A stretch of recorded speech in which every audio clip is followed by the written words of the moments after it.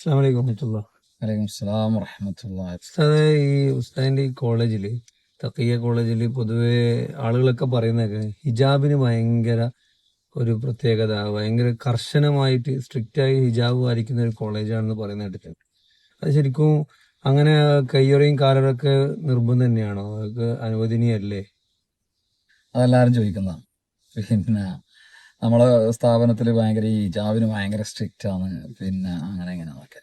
അത് ശരി തന്നെയാണ്, സംഭവം ശരി തന്നെയാണ്. കാരണം ഹിജാബിൻ്റെ കാര്യത്തിൽ സ്ട്രിക്റ്റ് എന്ന് പറഞ്ഞാൽ എൻ്റെ കോളേജിൽ പഠിക്കുന്ന കുട്ടികളെ പിന്നെ ഞാൻ പോലും കണ്ടിട്ടില്ല. ഞാൻ എൻ്റെ കോളേജിൽ 24 മണിക്കൂറും എൻ്റെ വീടും കോളേജും തൊട്ടടുത്താണ്.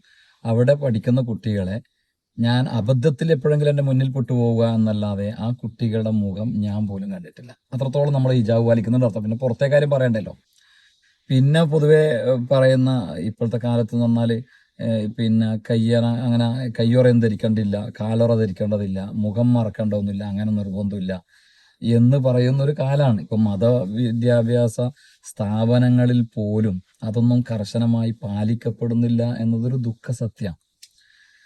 സംഗതിയിൽ പിന്നെ മുഖം മറക്കൽ നിർബന്ധമില്ല, പിന്നെ അതല്ലെങ്കിൽ കൈ മറക്കൽ നിർബന്ധമില്ല എന്നൊക്കെ പിന്നെ പണ്ഡിതന്മാരുടെ ഇടയിൽ അഭിപ്രായങ്ങൾ ഉണ്ടെങ്കിലും വർത്തമാന കാലഘട്ടത്തെ സംബന്ധിച്ചിടത്തോളം അത് വളരെ നിർബന്ധമാണ്.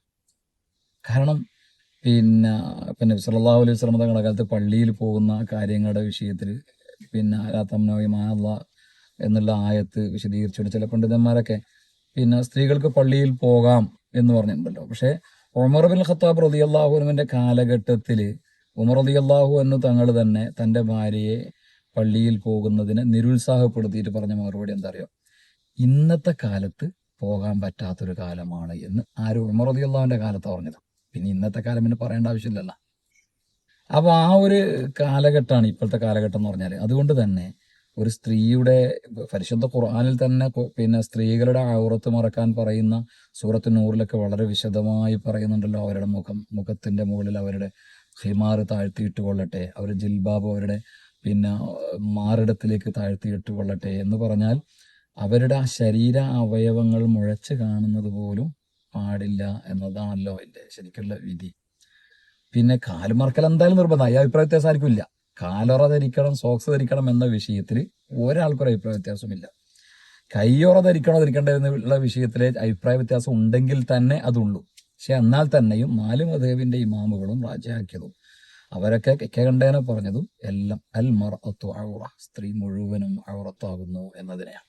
അത് മുഖമാണെങ്കിലും അല്ലെങ്കിലും നമ്മളൊന്ന് ആലോചിക്കട്ടെ, ഈ മുഖം മറക്കാണ്ട് പിന്നെ എന്താ ഔറത്ത മറക്കുക? ശരിക്കും മുഖമാണല്ലോ മനുഷ്യന്റെ ആകർഷിക്കപ്പെടുന്ന സംഗതി.